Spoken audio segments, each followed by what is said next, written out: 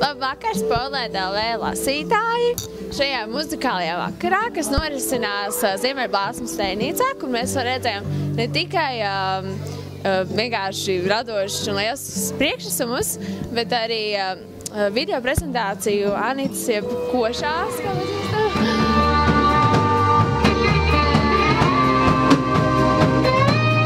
Kāds jūs emocijas pēc šī pasākuma? Man šis pasākums ir ļoti svarīgs, jo es viņam ilgi gatavojos.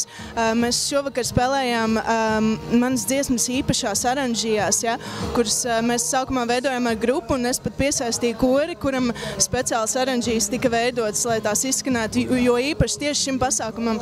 Un arī, protams, visas vieta, dekorācijas, tā ideja, ja, arī tēja, viss ir ar mīlestību taisīts un pārdomāts un ilgstoši, tā kā mēs esam gatavojušies. Ja, un, man negribējās to darīt tā kā parasti to dara kādos kokteļu bāros vai klubiņos. Man gribējās tieši tā kā es biju izsapņojusi un tieši savā stiliņā to darīt.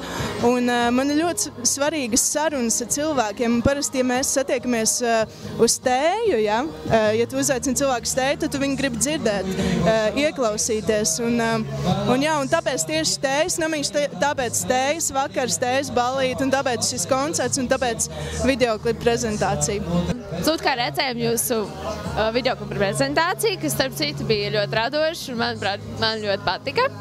Un kas jūs iedvesmo radīt tieši šādu veidu video, vai kas bija idejas autors šim videoklipam varbūt?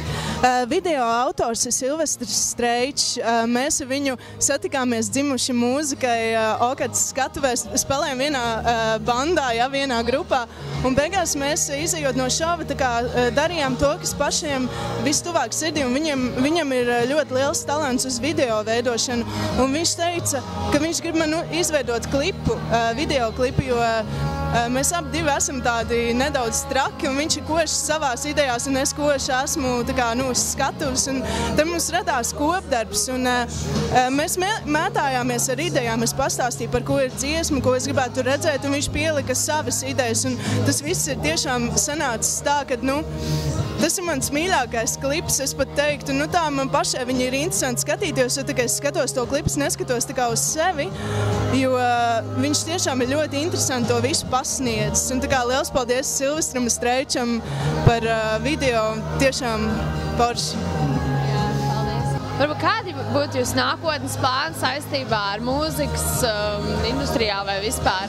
Kurus varbūt plānojat kādas dziesmas ierakstīt, varbūt kādos koncertos uzstāties?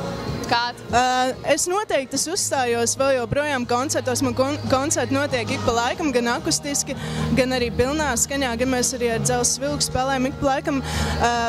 Tas viss ir, būs un ir, bet es pašlaik arī ierakstu dziesmu, ko īstenībā daudzi atbalstītāji jautā, kad tev būs tā dziesma, visums sarās mazāks.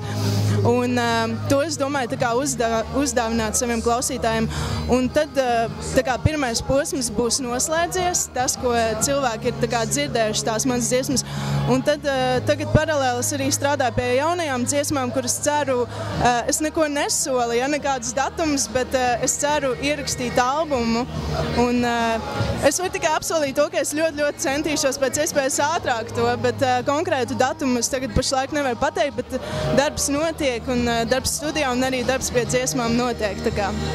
Mēs arī ceram jūs drīzumā gan dzirdēt, gan redzēt.